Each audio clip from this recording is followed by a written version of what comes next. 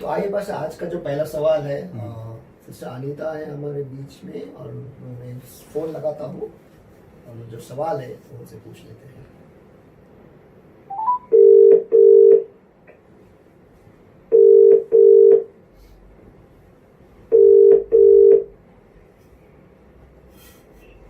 Hello. Hello sister Anita. Hello pastor. Praise the Lord. आप कैसे हो? Praise the Lord. अच्छी हूँ। ठीक है। आप बाइबल स्टडी पर लाइव हो इस वक्त और आपको लाउड स्पीकर पर रखा गया है, तो आपके अगर कोई सवाल है तो पास्टर हमारे बीच में है। आपका जो सवाल है आप उनसे पूछ सकते हो और आपको उसका जवाब जरूर मिलेगा। तो आपका जो सवाल है आप अंग्रेजी में, मराठी में या हिंदी में किसी भी भाषा में पूछ सकते हो। अच्छा। Sister praise the Lord. Praise the Lord pastor. हा बोला सिस्टर, काय प्रश्न आहे तुमचा? माझा प्रश्न आहे मत्तई याचा 24वा अध्याय 20वे वचन त्याच्यावरती आहे। त्याच्यामध्ये लिहिलेलं आहे की आणि तुमचे पळून जाणे हिवाळ्यात किंवा शब्बात दिवशी होऊ नये म्हणून प्रार्थना करा। तर माझा प्रश्न असा आहे की तिथं असं का लिहिले की शब्बात दिवशी आणि हिवाळ्यात तुमचं पळून जाणं होऊ नये म्हणून प्रार्थना करा। ओके, आता बेसिकली हिवाळा आपण जर का पाहतो सिस्टर, तर आत्ताच्या काळाचा जो हिवाळा आहे, ओके, प्रभू येशू ख्रिस्त हे शेवटच्या काळाच्या चिन्हाबद्दल बोलत आहे. ओके, तर हा जो हिवाळा आहे आपला जो आता आपण पाहतो, ओके, हा हिवाळा एवढा तीव्र, ओके, किंवा हा एवढा त्रासदायक नसणार आहे आता जो आहे हिवाळा तो. पण ज्या काळाबद्दल येशू ख्रिस्ताने सांगितलेलं आहे सिस्टर, त्या काळामध्ये तुमचं जर का जाणं हिवाळ्यात झालं, पलायन हिवाळ्यात झालं, तर तुम्ही रस्त्यामध्येच गाडून माराल. हा एक अर्थ झाला. त्याचा पुढचं वाक्य आहे आणि शब्बात दिवशी नव्हे.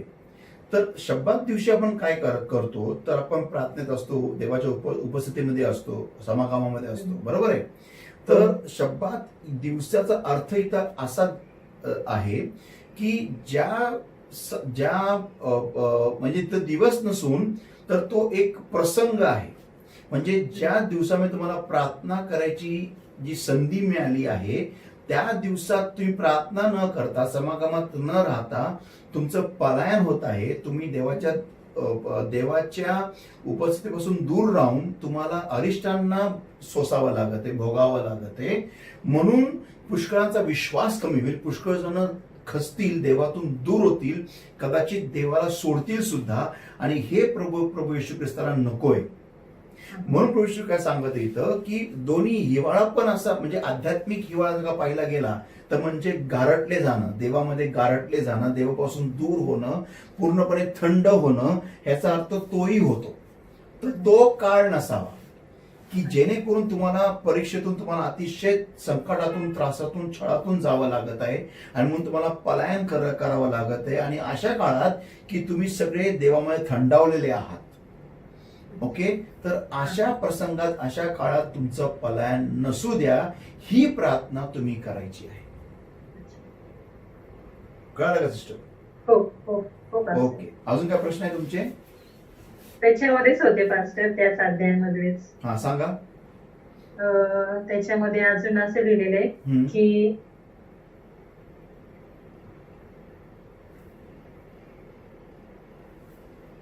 मत्तई 24:15 म्हणून ज्या ओसाडीच्या अमंगळ पदार्थाविषयी दानिएल भविष्यवाद्याने सांगितले तो पवित्र स्थानात उभा असलेला जेव्हा तुम्ही पाहाल.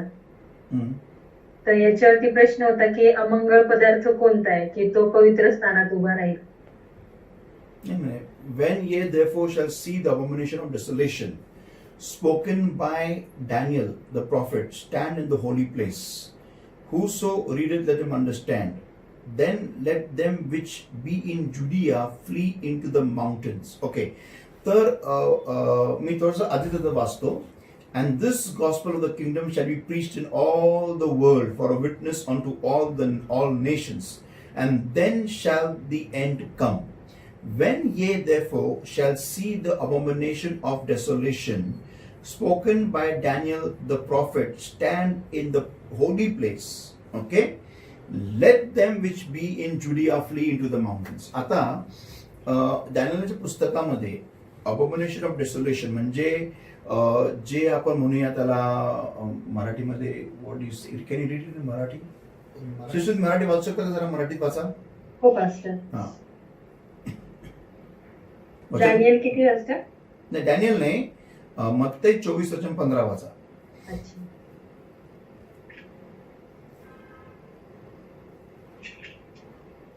म्हणून ज्या ओसाडीच्या अमंगळ पदार्थांविषयी दानियल भविष्यवाद्याने ओके, सांगितले. एक मिनिट हिंदीमध्ये वाचा तेच. मी भाषा सुनू वाचतील हिंदीमध्ये. सो जब तुम उस उजाड़ने वाली घृणित वस्तु को जिसकी चर्चा दानियल भविष्यवक्ता ने के द्वारा हुई थी पवित्र स्थान में खड़ी हुई देखो. हा, म्हणजे जे अमंगळ आहे, ओके, ज्याच्यानी व्यक्ती देवापासून दुरावला जातो, उजाड अस्तव्यस्त होतो, जसा आदाम झाला एदन बागेमध्ये असून सुद्धा, ओके, ज्यावेळेस त्यांनी देवाविरुद्ध पातक केलं, ओके, तर ज्यावेळेस ते पवित्र स्थानात तुम्ही दिसाल म्हणजे मंदिरातून ते होताना दिसाल, ओके, त्यावेळेस जे योद्धात राहतात म्हणजे देवाच्या स्तुती स्तवनामध्ये किंवा देवाच्या उपस्थितीमध्ये राहणारे लोक आहेत त्यांनी डोंगराकडे पळावे, त्यांनी पलायन करावे. तर म्हणजे पवित्र स्थान जे आहे देवाचं ते सुद्धा विटाळलं जाणार आहे सिस्टर. म्हणजे जे मंदिर आहे देवाचं, जे आपण ज्याला म्हणतो ज्या व्यासपीठामधून पवित्र वचन येत असतं, ज्यावेळेस ते पण विटाळलं जाईल, ओके, त्यावेळेस तुम्ही बघाल की शेवटचा काळ येत आहे. ओके, तर अजूनपर्यंत असं काही होताना झालेलं नाही, पण आपण सुरुवात पाहतो की कशा प्रकारे कॉम्प्रोमाइज म्हणजे तडजोड ही देवाच्या मंदिरामध्ये आलेली आहे. नको त्या गोष्टी लोक करायला लागलेत, नको त्या देवाच्या वचनाच्या विरोधाभासक गोष्टी लोक मंदिरामध्ये आज करत आहे. ओके, म्हणजे ही सुरुवात झालेली आहे सिस्टर. हा, तर हे त्याच्याबद्दल दर्शवत आहे सिस्टर. हा, अजून काय प्रश्न? नाही वाचते. Okay, thank you sister call Thank you, केल्याबद्दल. Pastor. God bless you, take care आणि सेफ राहा, प्रार्थनेत राहा आणि भरपूर उंच व्हा देवामध्ये. हो pastor. Praise the thank you. Lord. Praise Lord. God praise the Lord. Praise the Lord pastor. Bye.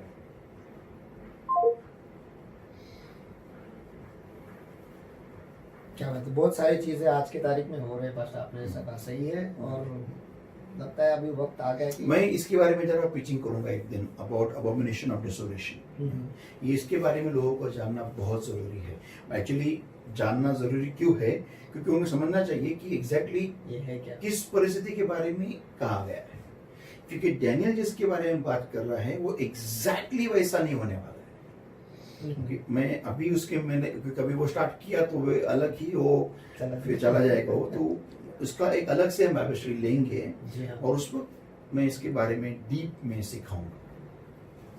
ठीक है पास्टर. तो वो तो तैयारी हो गया आने वाले दिनों के लिए. हमें तैयार करना तो है, लेकिन ये जो विषय आपका जो चल रहा है ये भी बहुत जरूरी है.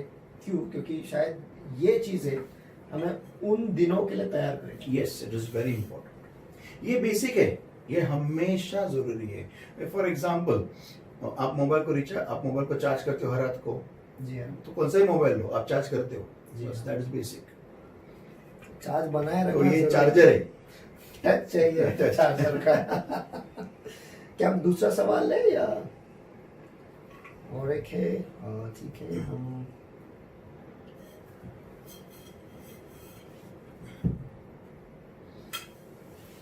नेटवर्क लग जाए. आजकल नेटवर्क भी लॉकडाउन में है.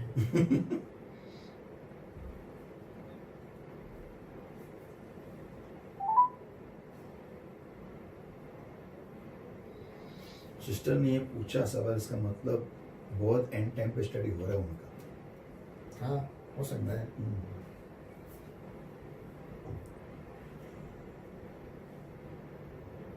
फोन लगाया तो है. हेलो, लगा नहीं. इसे लगाता हूँ. एंड टाइम पे स्टडी उनका बहुत चल रहा है, शायद कोरोना की वजह से घर में और कोई काम नहीं था. लेकिन अच्छा है, जरूरी है. वही मैं कह रहा हूँ कि ये अच्छा है कि वो पढ़. Praise the Lord. Hello sister, praise the Lord. हाँ, प्रेज लॉर्ड। इस वक्त आप बाइबल स्टडी में आपका कॉल लगा है और आपका जो कॉल है वो लाउड स्पीकर पर है और आप इसके आगे आपको वक्त दिया जाता है, आप आपका सवाल पूछ सकते हो। पास्टर हमारे बीच में है और पास्टर आपके सवाल का जवाब देंगे। आप आपका सवाल जो है हिंदी, मराठी या इंग्लिश कोई भी भाषा में पूछ सकते हो। तो ये वक्त आपका है सवाल पूछने का। सिस्टर प्रेज द लॉर्ड, हाँ, प्रेज लॉर्ड पास्टर। बोला काय प्रश्न आहे तुमचा? प्रश्न तर माझं काहीच नाही, देवाचे सांगितलं केवढं वाढून पण आपल्याला एवढ्या अडचणी येत असतात ते काय समजतच नाही. अच्छा, ओके. मग तुम्हाला जो मेसेज आहे दॅट स्मूथ स्टोन, ओके, तो हा. वो चिकना पत्थर ह्याचा हा. मला तरी वाटतं जो म्हणजे संडेचा जो मेसेज होणार आहे, ओके, तो हा. तुम्ही ऐका आणि त्यात तुम्हाला तुमचं उत्तर 100% मिळणार, म्हणजे मिळणारच. हो ओके. का? आणि पण अडीअडचणी, अरिष्ट सिस्टर हे माणसाच्या जीवनाचा एक विभाग असतो आणि हे होणं गरजेचं आहे. का होणं गरजेचं आहे तुम्हाला मी सोपं उदाहरण देतो. ओके, आता मला एक सांगा, ज्यावेळेस तुम्ही पौष्टिक जेवण खाता, ओके, तर हो. मला हो. सांगा सर्व पौष्टिक जेवण गोड असतं का हो? नाही, नाही. कडू आंबट सगळं काय असतं, बरोबर आहे की नाही? पण मला सांगा, नुसतं मी म्हणालो की मला सगळं नुसतं गोडच पाहिजे तर पौष्टिक राहील का? नाही. मग मला सांगा, जर काय म्हणालो नाही मला सगळी भाजी गोडच द्या, गोडच द्या, गोडच द्या, मी पौष्टिक खातो म्हणून ते सगळं साखरेत मिक्स करून द्या, मी स्वस्त मी हेल्दी राहील का साखरेत सगळं खाऊन?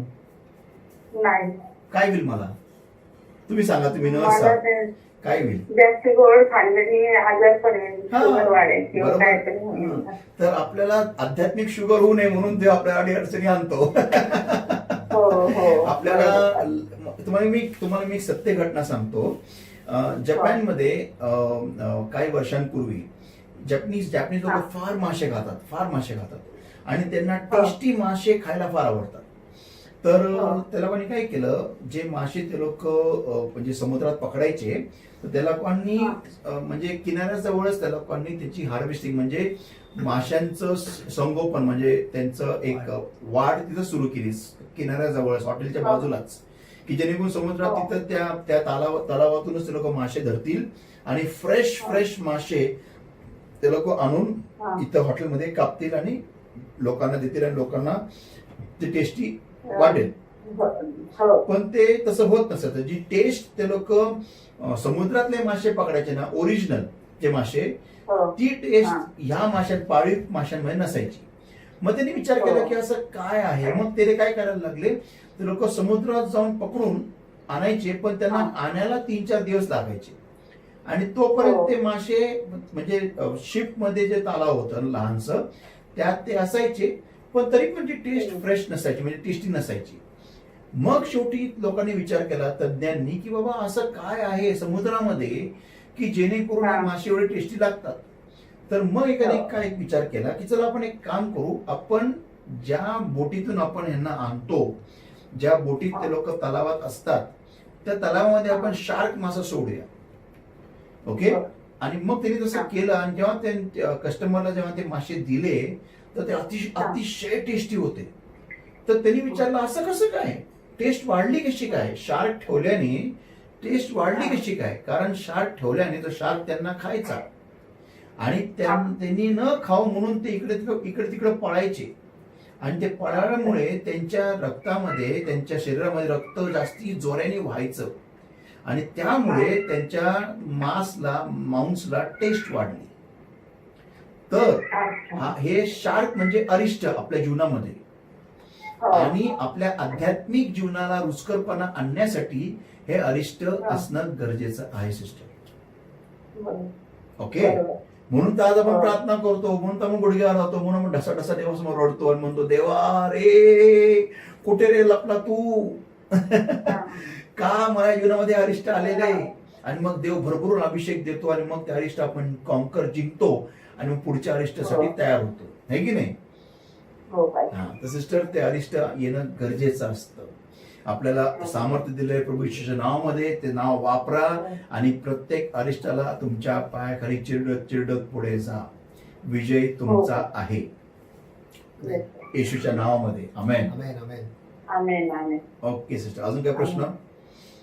नाही जास्त. सिस्टर अजून एक सांगायला म्हणजे तुमच्याच भाषामध्ये तुम्ही नर्स आहात हो आणि हृदयाचे ठोके जे तुम्हाला मॉनिटरवर दिसतात तेही वरती जातो आणि हो. खाली येतो आणि हो. ते जर वर खाली नाही झालं तर माणूस म्हणजे तुम्ही गेलेला काय म्हणता, माणूस मेलाय ना? हो. जर का वर खाली नाही म्हणजे गेलं, म्हणजे तो थोडस ते जर का त्यामध्ये आहे की थोडं जाण्याच्या हिशोबात हा, पण जर का पूर्ण लाईन स्ट्रेट आली तर गेला हा, म्हणून. मन तसंच आहे. तुम्हाला जिवंत ठेवण्यासाठी वर खाली जाणं गरजेचं असतं सिस्टर. हो हो हो बरोबर. हा, तर yes pastor. Praise the Lord, hallelujah. Thank you pastor. Okay, God bless. God bless you sister. Thank you sister. Thank you pastor. क्या बात है. जिंदगी भी एक अजीब खेल नहीं कह सकते लेकिन एक अलग ही सफर है. या इट्स वेरी इंपॉर्टेंट एक्चुअली. जिस लेवल पे आज मैं हूँ लॉर्ड में, मुझे मेरे प्रॉब्लम से डरने लगता है, या फिर मेरे प्रॉब्लम्स के प्रॉब्लम है इसलिए मुझे कोई परमेश्वर से कोई मुझे शिकवा नहीं, क्योंकि ये प्रॉब्लम की वजह से ही आज मैं परमेश्वर में हूँ और आगे बढ़ूंगा.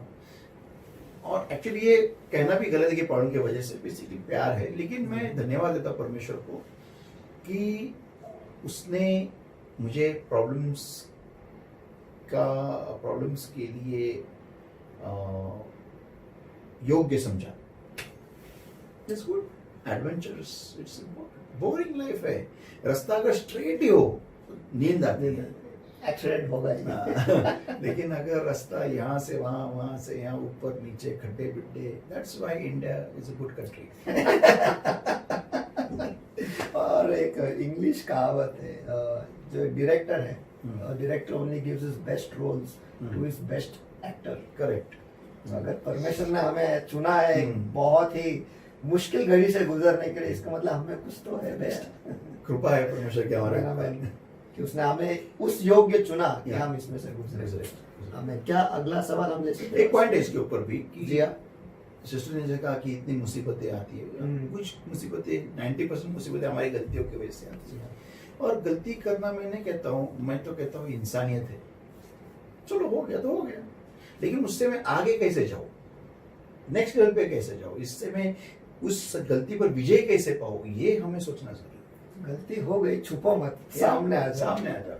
और कह दो गलती हो गई, लेकिन तू टच कर. एक जेनेसिस देखो वापस आ गया. अभी शायद शायद संगत आदत लगे, का असर हो गया. 1 2 3 में अटके हो जाएगा फिर. चलो अगला सवाल की तरफ हम मुड़ते हैं. शायद हम स्वर्ग में जाएंगे तो स्वर्गदूत कहेगा ये लाए जेनेसिस वाले हैं, 1 2 3 वाले आ गए, इनके बाजू में ले लो. सही में. यस.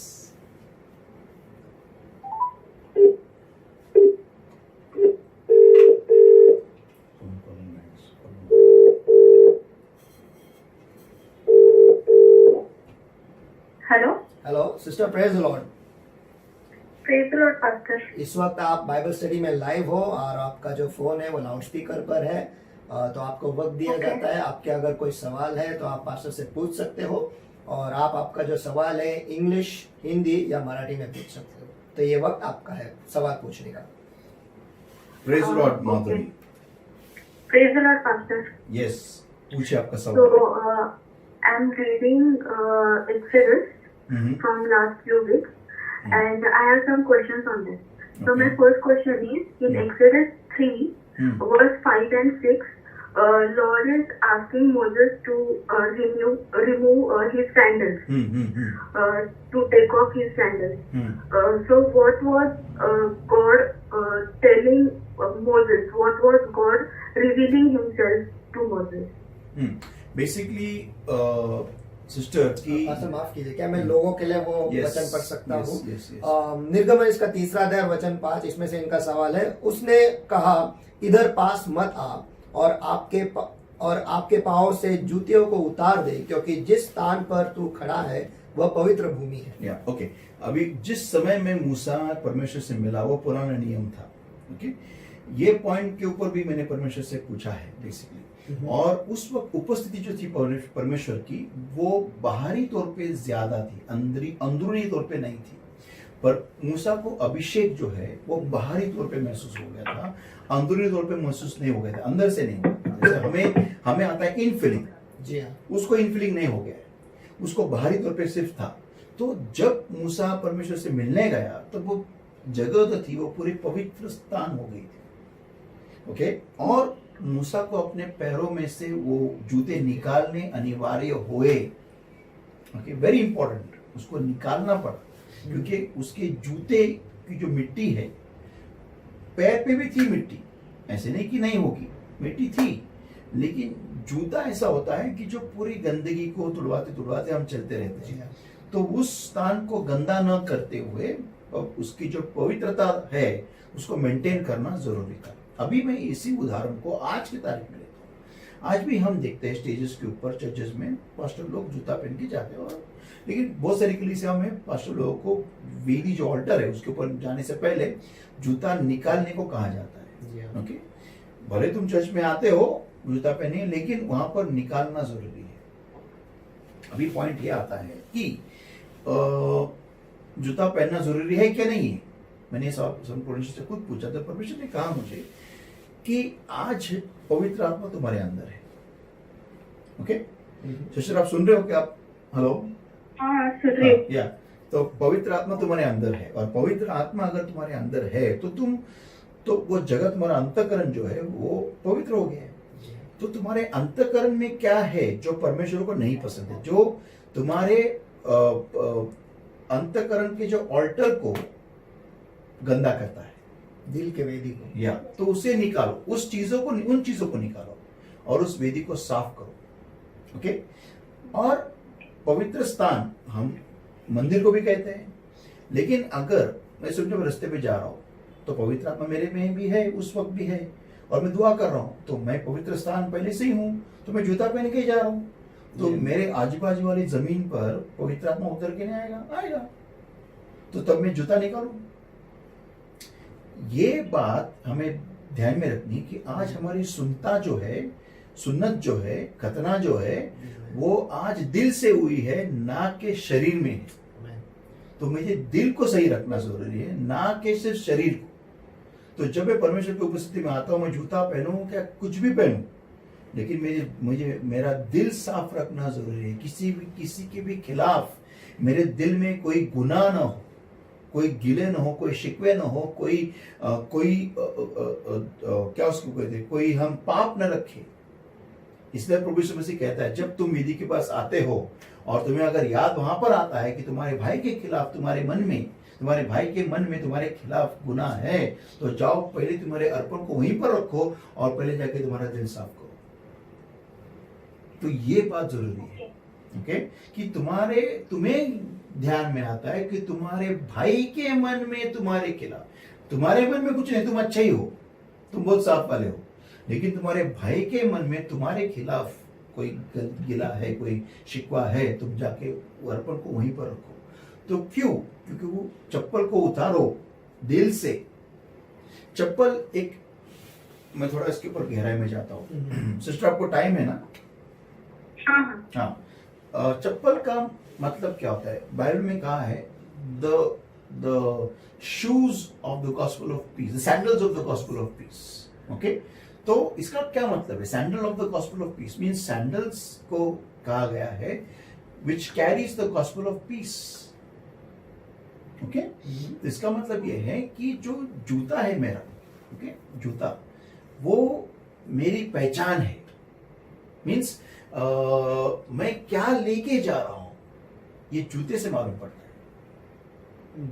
अभी अगर समझो आप ऑफिस में जा रहे हो तो आप सैंडल पहन के नहीं जाएंगे ना, बिल्कुल नहीं, आप फॉर्मल शूज पहन के जाएंगे। जी हाँ, अगर आप घर पे बैठे तो आप घर के चप्पल, जूता नहीं पहनते, नहीं, ओके, आप घर के चप्पल पहनते हो, जी हाँ, ओके। तो उसी तरीके से हर एक जूता हर एक मुकाम के लिए, हर एक चीज के लिए बनाया गया है।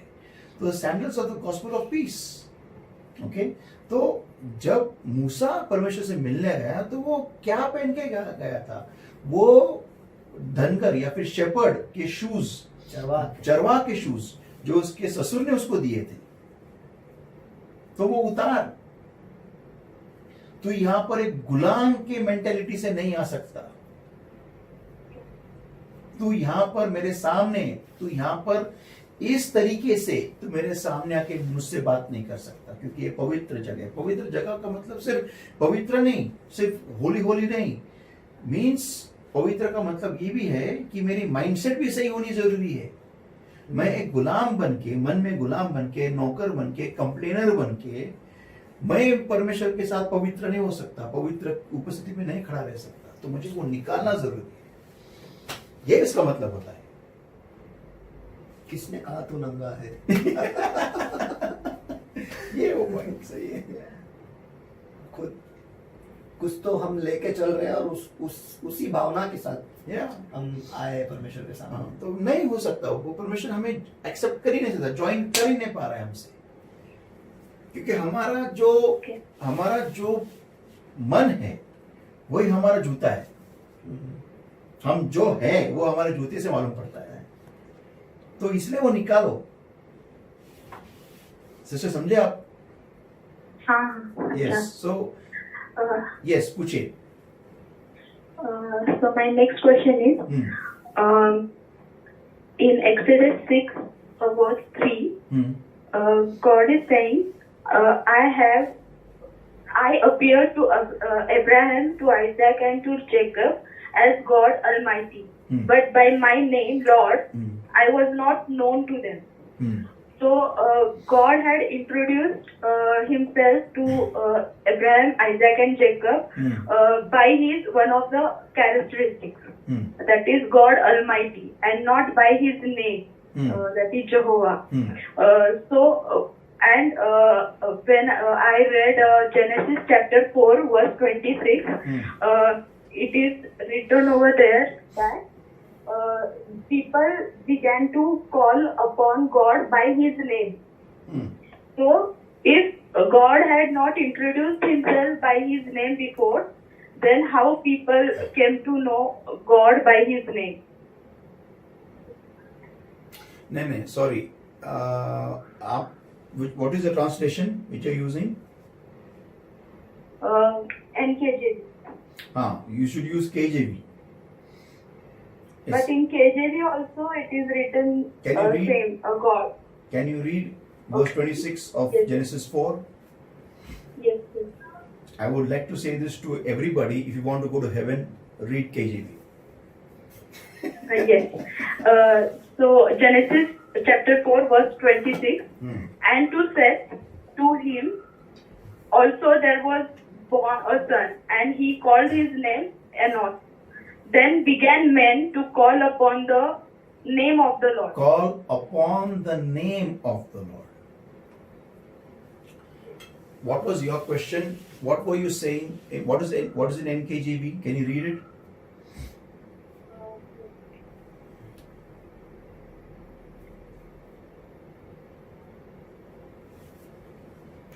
In NKJV, and as for Seth, to him also a son was born, and he named him Enosh.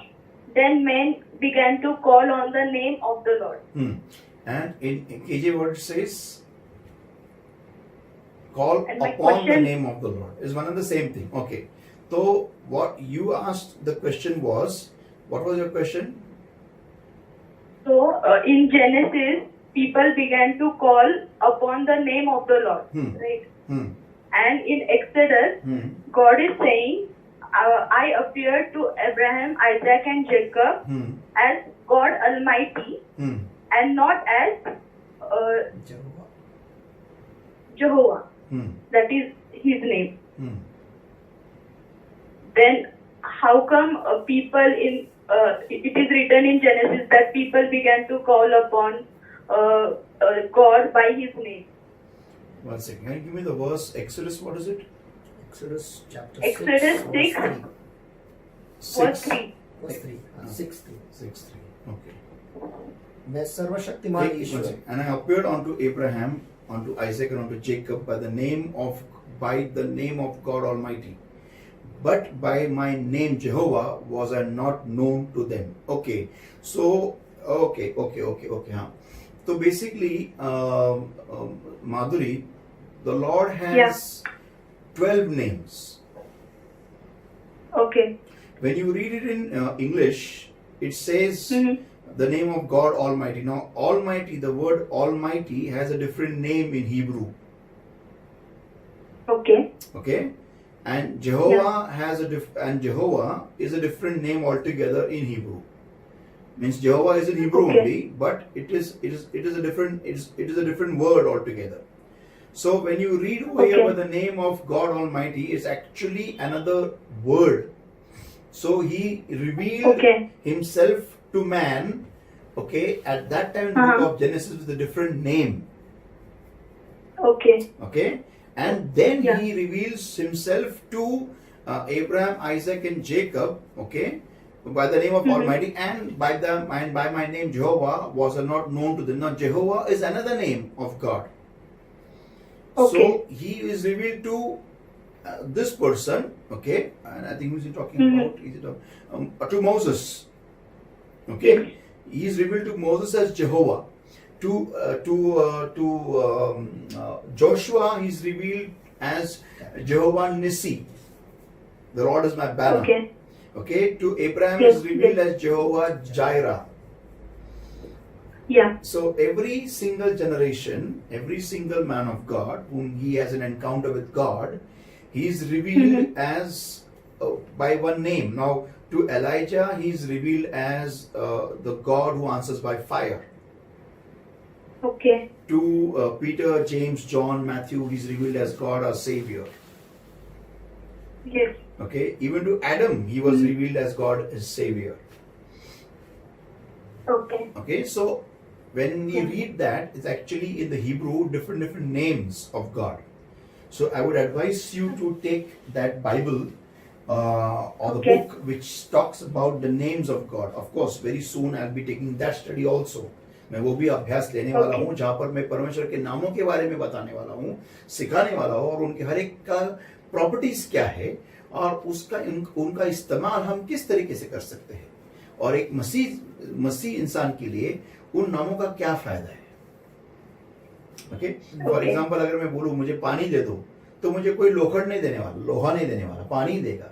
और पानी किसके लिए इस्तेमाल होता है? मेरे प्यास बुझाने के लिए, मुझे न्यूट्रिएंट्स देने के लिए, मेरे प्रोटीन देने के लिए. ये बहुत इंपॉर्टेंट है हमें समझना. तो जब मैं यहोवा ईरे करके कहता हूँ, मैं यहोवा शालोम करके कहता हूँ, मैं यहोवा निसी करके कहता हूँ, मैं यहोवा शामा करके कहता हूँ, मैं यहोवा एलोहिम करके कहता हूँ, मैं यहोवा सिदकिनु करके कहता हूँ, मैं यहोवा रोही कहता हूँ, राफा करके कहता हूँ. तो उसका हर एक का मेरे जिंदगी में बहुत ही गहरा संबंध है और उससे मेरे जिंदगी की बहुत भलाई होती है इन सारे नामों के द्वारा. तो बहुत इंपॉर्टेंट स्टडी है और ये कलीसिया आपको समझना बहुत जरूरी है कि परमेश्वर के नाम को जानना और तुम्हारी जिंदगी उसका संबंध और उसका इस्तेमाल कैसा किया जाए. तो सिस्टर, आपको आपका सवाल का जवाब मिल गया है? Yes, yes, I got it. Okay, thank you sister call करने के लिए. God bless you. Thank you. और Thank you. कोई सवाल है आपका? Yes, I have 3 more questions. तो आप बाद में अगले टाइम हम आपको कॉल करेंगे तो आप पूछ सकते हैं. Yes, okay. तो ये हमें अच्छा लग रहा है कि आप सवाल निकाल रहे हैं. Yes, और that's 3 ही नहीं good. और निकालते रहो और हम जरूर आपको कॉल करेंगे और तब फिर से एक बार वचनों के द्वारा हम बात करेंगे. आमीन. Yes, yes. Amen. Thank Thank you. you. God bless you. Bye. वाह, क्या बात गुड. है. People are studying. ये अच्छा है कि लोग अलग अलग अध्याय पढ़ रहे हैं, अलग अलग चीज़ों को पढ़ रहे हैं, उस पर सवाल भी वो पूछ रहे हैं. इसका मतलब वो वचनों में घुस रहे हैं. तो ये सचमुच एक्चुअली उनका एक पॉइंट था कि लोग परमेश्वर के नाम को जानने लगे थे, लेकिन वहां पर ये नहीं लिखा गया कि किस नाम से जानने लगे थे. तो इधर यहाँ पर लिखा है कि almighty God. I think it is Elohim. शायद उसके पहले means I don't know, I may be wrong, लेकिन Elohim means I think Almighty. Yeah, Almighty, okay. Yeah, maybe. शायद मैं थोड़ा कंफ्यूज हो सकता हूँ उसके ऊपर, बट इट्स ऑसम. मीन्स ये जानना जरूरी है कि वो, आई थिंक बहुत सारे विश्वासी ऐसे यहाँ पर जो देख रहे हैं उनको आज मालूम पड़ा होगा कि हर एक नाम की अहमियत है. हर एक परमेश्वर के भी 12 नाम है, ये उनको शायद आज मालूम पड़ा होगा. वाह. 12 शिष्य, 12 नाम. Yes. सब कुछ. 12th linked 12th floor 12th floor पे पैदा हुआ। कुछ तो होगा। हमें अद्भुत पास्टर, सचमुच ये एक अलग ही सफर है जो हम जिस तरीके से बाइबल स्टडी ले रहे हैं, वचनों के गहराइयों में यहाँ वहाँ। और मुझे आज वो दिन याद आ रहा है, एक बार आपने शायद सेंट जॉन या सेंट एंड्रूस में था, सेंट जॉन में था वो, गर्ल्स हाई स्कूल में, वहाँ पर भी बाइबल स्टडी ले रहे थे। और वहाँ पर आपने चैलेंज फेंका था कलीसिया को कि आप मुझे वचन के कि किसी भी कोई भी वचन मुझे दे दो और उसके ऊपर मैं हर एक वचन को 5 वचन जी हाँ 5 वचनों को लिंक करके एक अपने अद्भुत संदेश देता ऑन द स्पॉट जी हाँ। 5 मिनट्स में। मुझे नहीं लगा आपको 5 मिनट भी लगे, आपने 2 मिनट आप वो पढ़े और आपने सचमुच जो जिस तरीके से पवित्र आत्मा ने उसमें से भी जो सिखाया था, वो एक्चुअली ये था, एक प्रयोग था लोगों को ये समझाने के लिए कि पूरा बाइबल लिंक्ड है, पूरा Bible is one personality the Lord Jesus Christ. और तुम बाइबल में से कोई भी वचन ले लो, वो मैं किधर से भी ले लो, सिर्फ सैलुटेशंस को छोड़ के और नामों को छोड़ के या मैं आपको वो पूरा का पूरा पवित्र आत्मा के मार्गदर्शन के द्वारा एक मैसेज होगा, टाइटल भी मिलेगा, and you are giving me the verses and God give you the message. आमीन आमीन। यस, चल अगली बार कुछ बाइबल से ऐसे करेंगे। हाँ कर सकते हैं, बीच में हम कुछ गैप लेके लोगों से ये पूछ सकते हैं, जी हाँ। On the spot message create हो सकता है। आमीन आमीन। सच में अद्भुत और बहुत जरूरी है। क्या वो समा रहेगा कि जब हम परमेश्वर को, इस महान परमेश्वर को, ऐसे महान परमेश्वर को जब आमने सामने मिलेंगे, क्या वो समा रहेगा। आमीन आमीन। हर एक बाइबल का किताब उसके अंदर दिखाई देगा। आमीन आमीन। और पूरा पूरा। कभी ना खत्म होना, With- वहाँ पर भी कभी ना खत्म होना। और विथ नो ट्रांसलेशन एरर्स। वहाँ पर भी शायद हम जेनेसिस 1 2 3 ये देखेंगे। क्या मालूम होता था हमको, पहले वर्ड में ही खत्म हो पूरा गया। इटर्निटी हो जाएगा, फर्स्ट वर्ड में चालू ही रहेगा। आमीन आमीन आमीन। सचमुच अद्भुत अद्भुत अद्भुत। और परमेश्वर की उपस्थिति में कुछ मजा कुछ अलग ही है, Yeah. अलग ही है। अद्भुत। और आज का जो प्रकाशन आया, मैं तो रुका वो गैप उस संदेश के लिए, उसमें और क्या नया आएगा पता नहीं, अद्भुत, लेकिन जरूर उसमें भी बहुत कुछ नया आएगा, आएगा। बहुत बहुत कुछ। डीप है वो, बिकॉज परमेश्वर ने क्यों, मुझे नहीं लगता एक दिन में बनाया, I don't know. Genesis chapter 1 2 3 इतना रहस्यमय है, इतना चैप्टर 1 एंड वर्स 1 ही इतना रहस्यमय है। इंसानियत खत्म हो जाएगी, मीन्स पूरा जिंदगी इंसान, फिर भी वो किसी को तो लेने पड़ेगा जब तक वो सामने, वो उसके सामने नहीं खड़ा है। आमीन। लोग बोलते कि परमेश्वर नहीं है, पागल लोग ऐसे। Awesome. अद्भुत अद्भुत। धन्यवाद पास्टर कि फिर एक बार आपने एक अद्भुत रीति से हमें वचनों में चलाया है, और लोगों के सवाल जो है उस पर भी पवित्र आत्मा जैसे आपको चलाया वैसे वो सवाल के जवाब भी आपने दिए हैं। और पवित्र आत्मा हमें सचमुच एक अलग ही क्या स्तर पर हमें ले जा रहा है, और कुछ तो कलीसिया के साथ कर रहा है, यानी कुछ तो होने वाला है, पता नहीं क्या होने वाला है, लेकिन नहीं, मैं अभी मैं प्रोफेसी बताता हूँ, इस prophecy of the Lord. 2021 is the year of fire, restoration of fire and fire, release of fire. Spiritually बात कर रहा हूँ मैं। उतने ही भयानक अग्नि शैतान की तरफ से इस दुनिया में चलेगी, लेकिन उसका डबल मेजर ऑफ अनॉइंटिंग और fire release in the body of Christ, परमेश्वर के शरीर में। और हर एक विश्वासी को ये अनिवार्य पड़ेगा कि वो अपनी मशालें ठीक करे। आमीन। 2021 को होने के लिए और बहुत सारे महीने हैं, अगस्त का महीना है, और अभी ही परमेश्वर ने बता दिया है हमें कि 2021 में क्या होने वाला था। हमारे पास काफी वक्त है तैयारी के लिए। मुझे याद है वो सेट मी ऑन फायर हमने कॉन्फ्रेंस जी किया हाँ, था। जी हाँ। मुझे लगता है वो कॉन्फ्रेंस एक बहुत बड़ा एडवांटेज था अपनी कलीसिया के लिए, लोगों के लिए, सब के लिए, कि वो इस दरमियान जो कलीसिया का इतना बड़ा गैप गिर गया है। देखो मैं जब प्रीचिंग करता हूँ लोगों के बीच में खड़े होके, वो पावर अलग ही होता है। वो माहौल अलग है। मैं कल ही बात कर रहा था एक सिस्टर से कि किस तरीके से हम एंजॉय करते हैं उस ऑसम अनॉइंटिंग में, और जो रेवलेशन आता है, जो मिमिक्री होता है, जो भी होता है, इट्स ऑल ऑसम, लेकिन इसमें वो कांटेक्ट नहीं है, वो कांटेक्ट नहीं है, जी हाँ। और उसकी वजह से क्या होता है कि वो मजा नहीं आता है उतना, और गहराई में जाना उतना रेसिप्रोकेशन नहीं आता है सामने से। तो ये जो गैप गिर गया है, जो बहुत बड़ा अंतर हो गया है, इसके वजह से हुआ क्या है कि लोग ठंडे गिर रहे हैं। तो 2021 सॉरी, ये जो सेट मी ऑन फायर था, वो पहले ही लोगों के लिए तैयारी था कि तुम अग्नि से भर जाओ, एंड वो हमने शायद 2019 के एंड में लिया था वो, राइट ना, 2019 के अंदर। और ये ब्रदर गिरीश शायद उन्होंने ये सुझाव दिया था कि आप, हाँ करेक्ट, न्यू ईयर के साथ में ही इसे ले लो, ताकि न्यू ईयर भी उसी में हो जाए। और बहुत लोग मुझ पे खफा हो गए थे इसकी वजह से कि क्या पास्टर आपने न्यू ईयर का सब अपनी सर्विस भी उसमें ले लिया और हमको एंजॉय करने को मिला नहीं, ये नहीं वो नहीं।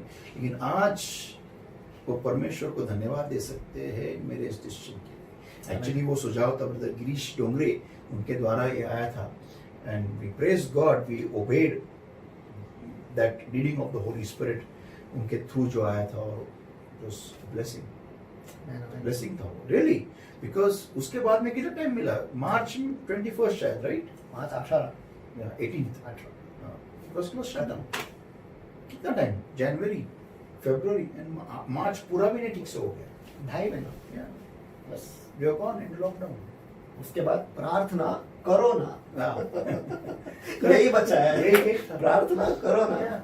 सो दैट जो था वो पावर रिलीज मीटिंग था, जी हाँ, ऑसम मीटिंग, अनॉइंटिंग क्या था उस दिन, super, all 3 days, and last day वो तो अलग ही स्तर का। माय गॉड, कितना घंटा चला वो अनॉइंटिंग सेशन?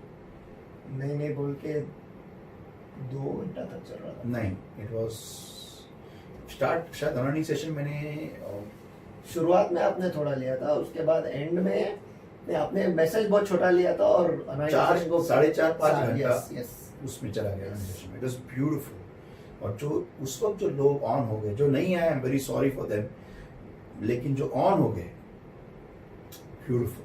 एंड आज भी अगर उनका बैटरी उसके वजह से चार्ज है तो प्रेज गॉड। आमेन। तो मैं आगे कह रहा हूँ कि 2021 is a year of fire, world में भी और इसमें भी, एंड इसमें लॉर्ड में double measure of fire Holi spirit release करने वाला है, और हमें अग्नि से भर के लेना है, हमारे जो मशाले हैं वो ठीक करने हैं। I can say 2021 is a year of repair and restoration. Repair, double R square. Yeah, repair and restoration. Yeah. You can take it down as a prophecy. It's done. Gonna happen. Amen. Yeah. तो 4.5 महीने हैं हमारे पास। Yeah. और शायद उसके 2021 में शायद हर एक कलीसिया, मीन्स अपनी कलीसिया में तो होगा ही होगा, हर एक 2-3 हफ्ते, 3-4 हफ्ते के बाद अनॉइंटिंग का रेस्टोरेशन, वर्ड ऑफ गॉड का रेस्टोरेशन, ये मैं इसका बहुत ही कायदे से, टाइम टेबल से पालन करने वाला हूँ इस बात की। तो तैयार हो जाइएगा, 2021 की भी तैयारी अभी से आपने शुरू करना है। तो ऐसा है कि फ्लाइट उड़ने वाला है, उसके 4 घंटे पहले हमें पहुंचना है। तो 2021 होने के लिए 4 महीने बाकी है, वो हमारे 4 घंटे हैं जो हमें तैयारी करना है। उसके पहले सिक्योरिटी चेक है, और बैगेज जो है वो उतार के दे देना है। तो सारे बैगेज उतार दो, और वो बैगेज पर फ्लाइट में जाने वाला नहीं है। हाँ, ये थोड़ा अलग फ्लाइट है, वो बैगेज हमारे साथ आएंगे नहीं, लेकिन ये सारे चीजें करके हमें तैयारी करनी है। और मैं अगर इंटरनेशनल भी गया अब्रॉड, तो मेरे पीछे जो बंदा है उसको भी वो मशाल को जलाते रहना पड़ेगा हमें उसी कैपेसिटी से, उसी इंटेंसिटी से। हमें अद्भुत पास्टर, धन्यवाद आज के बाइबल स्टडी के लिए। और मैं चाहता हूँ कि आप दुआ करके इस बाइबल स्टडी को करें। Thank you, Lord my God, for today's word that came to us alive. I seal this word, Lord my God, in our hearts with our precious blood, precious oil, and the power of the Holy Ghost. And Lord, I pray, help your people to bring forth 400-fold according to today's word, Lord, to grow in your anointing, to be lodged in your anointing, and to soar up high in the heavenlies, O Lord, as wings as eagles. Wings as eagles. In Jesus' name I pray and ask. Amen. God bless you all, everybody. दुआ में रहिए, connected रहिए, and उकाब की नाई खुद को उड़ाते रहिए. Amen, amen, amen. Praise God.